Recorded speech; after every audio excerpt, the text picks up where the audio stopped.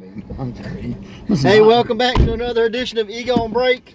I'm your host, Dynamite J. Andrews. Got the Mississippi Madman, Logan Creed, sitting to my left. You disturb my brain with shit you show me online. And today we're going to talk a little bit about wrestling. This may be pretty quick, but I'm going to try to get some stuff out there. Big things happening in Mississippi. Nah, that wasn't big. We got Lost Art of Wrestling just had an event in McGee. That's big. That was pretty cool. Had Gino versus Ray Fury. And that, we've got Battlezone Championship Wrestling bringing in Hornswoggle and Al Snow and Dr. Tom Pritchard and a host of other guys. Somebody else was just added. I can't remember who it was. And then, Ego's planning to make a return in March. We're working out some details with Richland High School. So look forward to that. Make plans to come out to Richland in March. And the CWL is is going to the Hideaway. Yeah, so that's big news. Yes. Check out the CWL, see what you think about that. You'll see a few of the Ego guys on that event. And big things coming to the Hideaway. Sure. So if you do go to that event, if you like it, please let us know. If you don't like it, please let us know.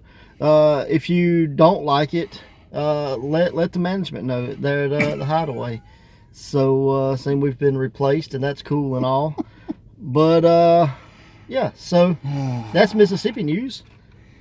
Yeah, it was. If y'all go watch some of these promos and stuff, you'll understand why I can't really give a straight reaction. So yeah, big news for sure. Did you watch MLW? Yes, I did. I watched it as well. It's first time in several weeks. Yes, you did. So I was glad to be able to do that. I found a few free minutes and got to pop it on and give it a check. And for the most part, it was okay. I mean, not my favorite. I mean, there was bad in it for sure. There was good in it. What'd you think? Probably the best Myron Reed match I'd seen ever.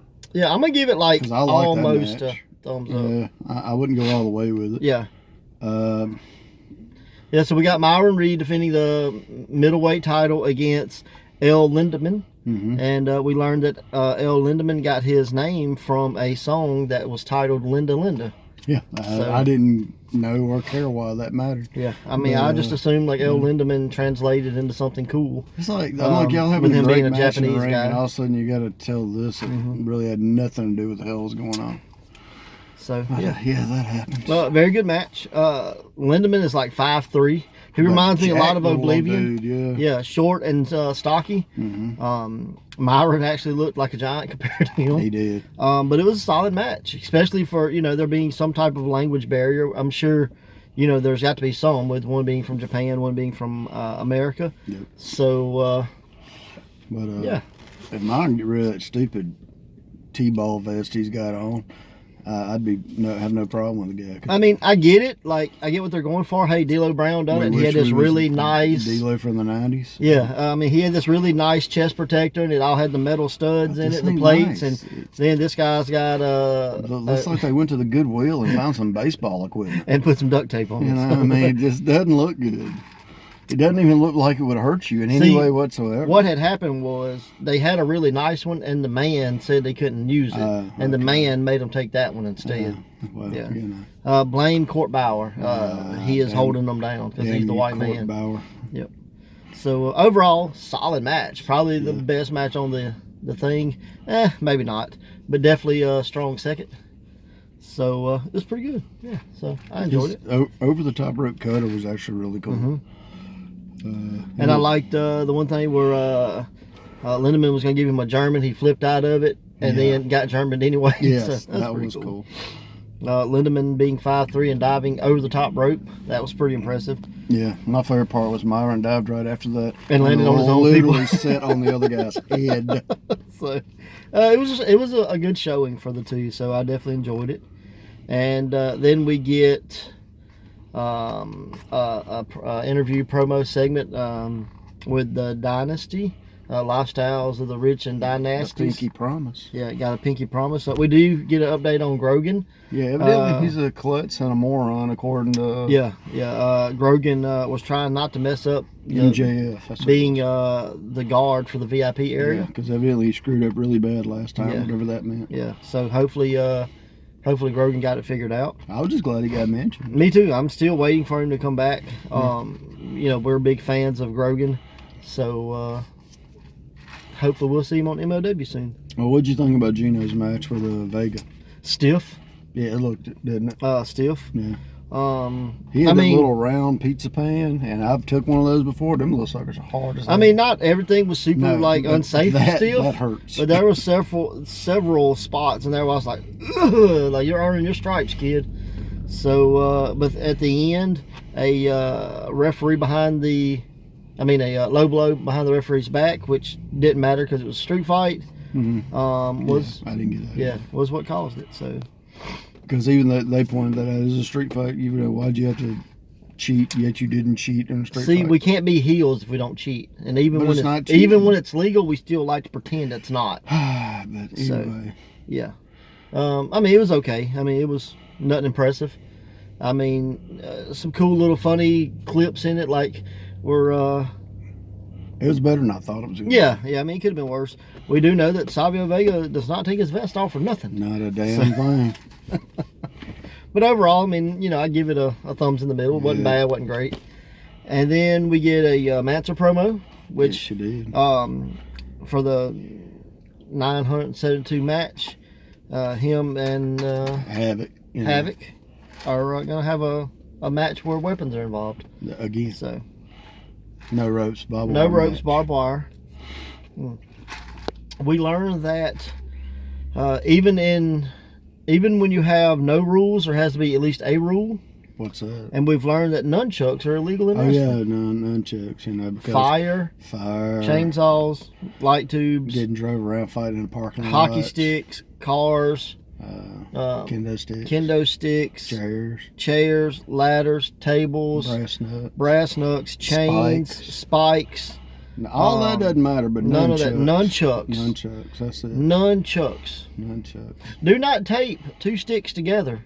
It will make them illegal. Illegal somehow. Especially if they get it on video. Yeah. If they get it on video. Cheers to you, MLW. They can zoom in on it and they're red. And there's got to be standards, man. There's got to be standards. There's got to be something that's not legal. That's clear. And nunchucks. Bruce Lee used them in movies, so clearly that's a terrible thing. I saw a guy get hit with one time. It's horrible. Yep. It's horrible. So Tom Lawlor may or may not get suspended and fined and all that stuff for using nunchucks in a sneak attack on two people. That's right.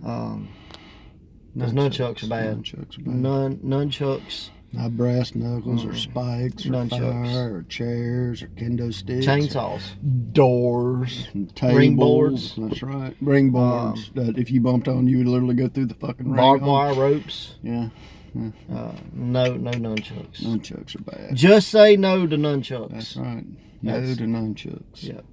So glad we got that out of the way. And then we get the finals of the Opera Cup. Yeah. And Davey Boy Smith Jr. versus Brian Pillman Jr. And I thought it was a good match.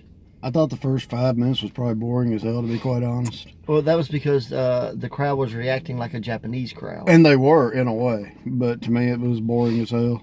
They eventually got to something. And then they started going. I know there's a build-up in wrestling, but they were doing a little flip over. They flipped over like 6 times. See, I enjoyed that. I'm like, so that right there is how you work without working. That's what I said to myself. But they also said that, he had the injured shoulder, supposedly. It all made sense. Yet he never worked a shoulder at all. He kicked it one time. At the end, I guess, kind of, with the crossface. He kicked it one time, and that's what led. Yeah. But the commentators, I give him credit for this. He said, with that being your partner, do you want to go after the injured body part? Because, after this match, you still have a tag team partner in him. And do you want to go into tag matches with a partner that's injured? They made a point. I guess so. I mean, they were trying. I mean, it's I give them uppercut. credit for trying. It was prestigious. It's 100 years old. I mean, you got to do all you can to get the uppercut. yeah. And I thought the match was really good. I thought they did a good job of building Pillman up as the guy that doesn't quit, even though he quit. But it takes a lot to make him quit. And I dug it. I mean, for a minute, I thought they were going to let him win. But no, we both called it. Yeah. We knew Davey Boy was going to win. When you spend most of your time advertising how Davey Boy has let you borrow it, you know, hey, you borrow my car, but you can't have it. It'll be an annual thing each year. And I hear rumor that Davey Boy just may be a 2-time winner. I'm just kidding. I wouldn't be surprised. I was let down that Thatcher didn't win it. Thatcher was the one I still think it would have been really cool if Thatcher would have won. I don't think Davey or Brian needed anything associated with it. They're kind of already established in MLW. Thatcher's a guy they've used randomly, but nothing really serious. So I thought this could have been a cool way to establish him. And big fail for I think me. it was more or less because they were both Hart students. I think that was the whole reason to come down to those two. And I mean, I had no problem with the match. I liked it. I mean, it was all right. But my favorite move in the whole match was the leaping pile driver. Because, I mean, he jumped with that damn pile driver. Well, for me, it was Pillman went through with a bunch of roll-ups. Yeah. Tried like a inside cradle, and then David reversed inside cradle.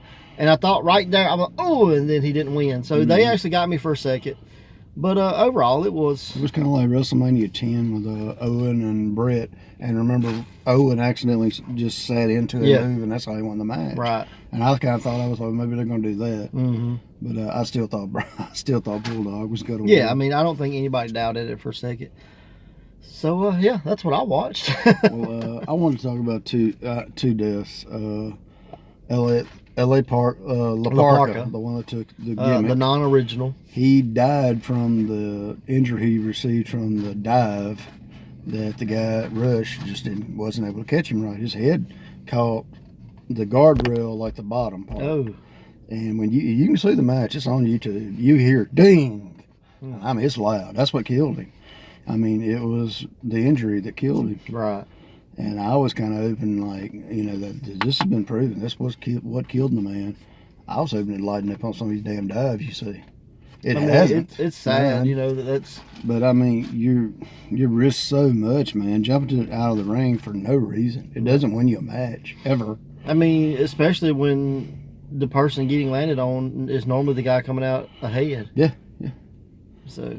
And like I say, it wasn't like Rush didn't try to catch him. He did try to catch him, but sometimes you're just not there in the right area. I mean, you just can't. I mean, you know, you can only do so much. You know, you're not really, you're breaking a fall is all you're doing, you know. But he passed away last week. That sucks. And then Rocky Johnson died, was it this week? I think so, at the beginning I think it was Sunday or Saturday. And, I mean, that was sad. And some things I'd read was, he was sick, but he just wouldn't go to the doctor. Yeah. But he didn't think it was nothing to it. He thought it was like he had like a little cold or something. And I don't know what got him in the end. I have no idea what it is. But it's like sometimes I know us men are hard headed about going to the damn doctor. I sure as hell am. But sometimes you just got to. Yeah, sometimes you need to. Yeah. I mean, very sad. Condolences got to their families for sure. And I mean, it's really, it just goes to show you, you know, we don't know when tomorrow is, so I died in the next minute. Yeah, so you definitely want to, you know, make all your preparations to make sure you know where you're going. Yeah. So, and I don't know a good transition out of that. So no, not really. I don't, you know, I don't even know if it is one, but I just wanted to send my condolences out. You know, for to sure, what happened, for sure. And especially with the La Parka thing, it's just like if you don't think something's necessary, and I mean, it wasn't necessary. I mean, this is definitely a high risk profession. Yes, you know? It is, dude. So sometimes just because you see somebody do it and they don't get hurt doesn't mean it won't happen to you. You know. What was the guy that did the Sabu type gimmick? Remember he broke TK Wright. TK Wright. He did a dive. Guy wasn't there and shattered his ankle. So I've known several guys that have got hurt doing stupid dives. Ray Fury got hurt doing it. That's why he doesn't do it much. I've been knocked out from a dive. The worst injury I ever received was my dumb ass going on the top rope. Yep. So I mean, definitely wrestling's high risk. Like don't, there's a reason they say don't try this at home. It's because even the professionals get hurt. Yeah, but You it's know? getting to the point where we're getting away from wrestling and we're just doing flashy shit for no reason. Well, And we're trying to get pop gifts. the crowd. Yeah, you know, you're trying to go viral and all this stuff instead of having good matches but you're risking telling your a life, story. your limbs, and everything else. For what? Likes? Pop, I guess. I don't know. But it definitely makes you kind of reconsider this, and think back about some of the stupid stuff I've done, you've done, we've all done in wrestling, and it really just get training. You know what I mean? Like, get some kind of training. Yeah. Hell, bad training sometimes better than no training. From what I watched a minute ago. But yeah, and that's what I was gonna say. It's crazy when you see guys out here doing it and don't have any idea what they're doing. They don't know how to do things safely. And here's the thing: safe, even though it's safe-ish, it's still very real. It still hurts. Still very risky. There's still, man, you still could die from it. And if you don't die, I mean, you could get, broke arm or anything. I saw a picture of Sal Renaro. Not really sure what happened to Sal. Don't have a clue. But he had a broke arm. So he's been doing this for years. Yes, I mean, that just goes to show you, man, like, if you're not trained, don't. It's scary, bro. Yeah. I mean, it really is. It's tough. I mean, a while ago we watched a match where a guy took a suplex. It wasn't even nowhere close to correct. Yeah. And I'm sitting there going, well, this guy's just laying Yeah, his and head. I mean, and he come very, very close I to mean, laying just, on his head. a slight miscalculation, he could have been paralyzed, dead or concussed or whatever, very risky. So if you see something at home on TV, don't mean you can do it in your garage or wherever the hell they were at, in the attic or wherever it was. But I mean, I watched Coyote and Roadrunner. That don't mean I'm, dropping boulders on people's heads. One, I can't pick them up. well, two, it's just serious. Saying, I mean, seriously, that guy could have literally got hurt badly. So let's try to get toward the end here, make it pretty quick, and let's leave on some positive stuff. Okay, what's that? This is semi-positive. I thought I was going to have a lot of ECW DVDs to show everybody. I was on a bit of a bidding war on eBay. I had been winning these DVDs for about, I found them at like day 6. So it's like a 6-day auction. And I was winning them all until last night. And there was two lots. Like, one had 32 DVDs, one had 36. And they were all the RF video fan cams.